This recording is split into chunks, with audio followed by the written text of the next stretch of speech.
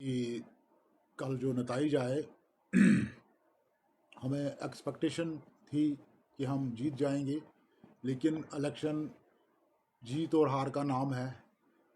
मुझे लगता है कि जितना लोगों ने हमें प्यार दिया, लोगों ने इस कैंपेन के दौर में इज़्ज़त दी, मुझे लगता है कि हमारे लिए बहुत बड़ी जीत है ये। और मुझे उम्मीद है इंशाअल्लाह आने वाले वक्त में हम लोगों के साथ शाना बिशाना चलेंगे, और जहाँ पे भी लोगों को हमारी ज़रूरत महसूस होगी तो इंशाल्लाह हम उनके साथ खड़े रहेंगे।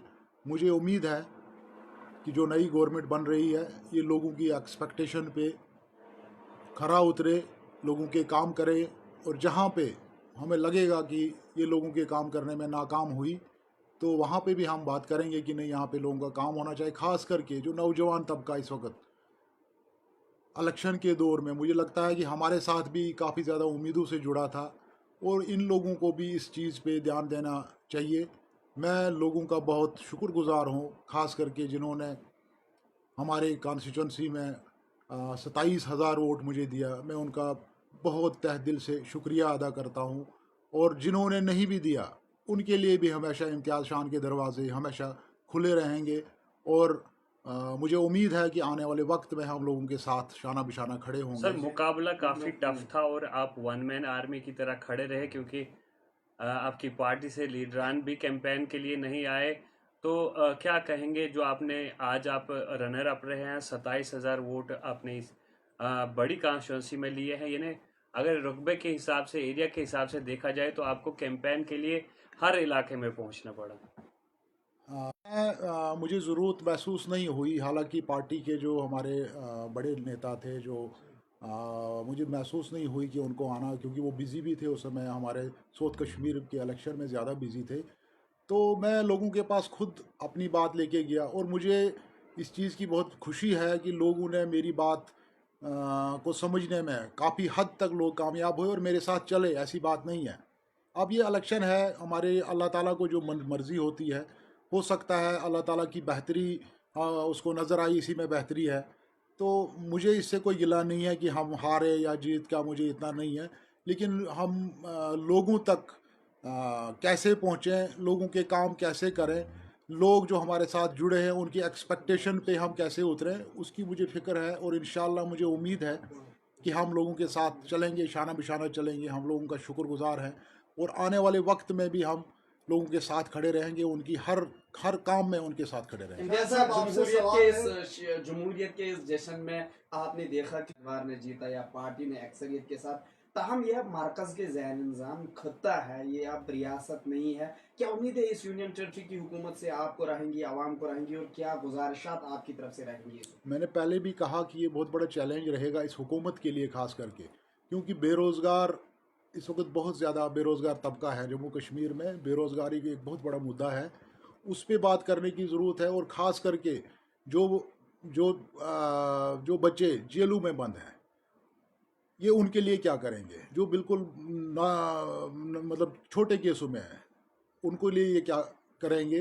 इनके लिए भी एक बहुत बड़ा चैलेंज रहेगा। और मुझे उम्मीद है कि ये हुकूमत अच्छा काम करेगी, सेकुलर गवर्नमेंट है, और मुझे उम्मीद है कि अच्छा काम होगा।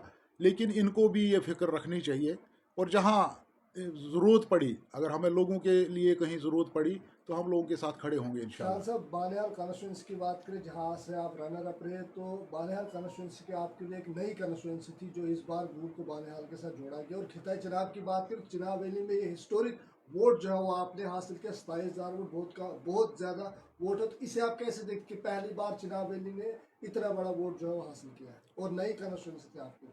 देखिए, हमारा मुझे लगता है कि लोगों ने जो एतमाद हम पे, भरोसा हम पे, मुझे कहीं महसूस होता है कि लोग हमसे काफ़ी ज़्यादा उम्मीदें रखते थे, और उनको ये यकीन था कि इम्तियाज़ शान अगर बनेगा तो ये हमारी उम्मीदों पे खरा उतरेगा। ऐसी बात नहीं, मैं इलेक्शन ज़रूर हार गया, मैं अपनी हार को तस्लीम करता हूँ, ऐसा नहीं। लेकिन फिर भी जहाँ तक लोगों का सवाल है, जिन लोगों ने मुझे वोट दिया है, जो लोग मेरे साथ चले हैं, उनके लिए हम शाना बिशाना खड़े रहेंगे। जहाँ तक भी हमें जाना पड़े उनके साथ खड़े रहेंगे। और जो इन्होंने नहीं भी दिया, अगर उनको भी कहीं मेरी ज़रूरत महसूस होती है तो मैं उनके लिए भी साथ खड़ा रहूँगा। अक्सर नौजवान तबका आपके साथ कैंपेनिंग के दौरान चल रहा था, कैंपेनिंग से पहले भी, और कई सारे नौजवान तबका को आपके साथ जो है उम्मीदें वाबस्ता थी। और बालेहाल की बात करें, रामबन की बात करें, तो कई सारे नेशनल प्रोजेक्ट्स आने वाले और पहले भी थे, तो कई सारे एक्सपेक्टेशंस थे आपके ऊपर उन नौजवानों को। उनके लिए क्या मैसेज रहेगा कि इम्तियाज शाह रनर अप रहने के बाद उनके लिए क्या करेंगे? देखिए, सबसे बड़ा मुझे लगता है ये जिम्मेदारी बनती है कि यहाँ पे जो हमारे नुमाइंदे यहाँ पे चुने गए उनको इस पे ध्यान देना चाहिए। गरीब तबका जो है, जो नौजवान पढ़ा लिखा बेरोज़गार तबका है, जो यहाँ पे नए प्रोजेक्ट्स आएंगे उनको वहाँ रोज़गार दिलाने की वो कोशिश करें। जहाँ मुझे लगेगा कि नहीं, वो कहीं इसमें कोताही कर रहे हैं, तो मैं अपने नौजवानों के साथ शाना बिशाना खड़ा होकर रोड पे खड़ा हो जाऊँगा उनके साथ। हम उनके लिए जंग लड़ेंगे। हम उनके लिए, अगर हम असेंबली में होते तब भी उनके लिए जंग लड़ते, हम असेंबली में बाहर रह के भी उनके लिए लड़ाई लड़ेंगे जी जी, इंशाल्लाह। जिस तरह से पीपल्स डेमोक्रेटिक पार्टी है, अब 3 उम्मीदवार असेंबली में जाएंगे, आपको लग रहा है डेमोक्रेटिक पार्टी का रहा है जम्मू कश्मीर में, खास कर वादी कश्मीर में वो रुझान कम हुआ है, कहाँ पे एक कमी थी कि इम्तियाज शाह साहब या दीगर आपके साथी नहीं जीत पाए? देखिए, मुझे जहाँ तक महसूस होता है कि लोग एक स्टेबल गवर्नमेंट चाहते थे यहाँ पे, और लोगों ने वही फैसला किया कि उन्होंने एक अच्छी मेजॉरिटी की यहाँ पे सरकार बनाई। मुझे लगता है कि हमें लोगों को मुबारकबाद करनी चाहिए, क्योंकि अगर एक मेजॉरिटी में सरकार है तो लोगों को भी ये उम्मीद रहेगी कि हाँ, ये हमारा कुछ कर सकें, काम कर सकें। तो मुझे लगता है उसी वजह से लोगों ने फ्रैक्चर्ड मैंडेट नहीं दिया, एक मजबूत मैंडेट दिया है, और उसके लिए लोग मुबारक के हकदार हैं। बहुत बहुत शुक्रिया। शुक्रिया।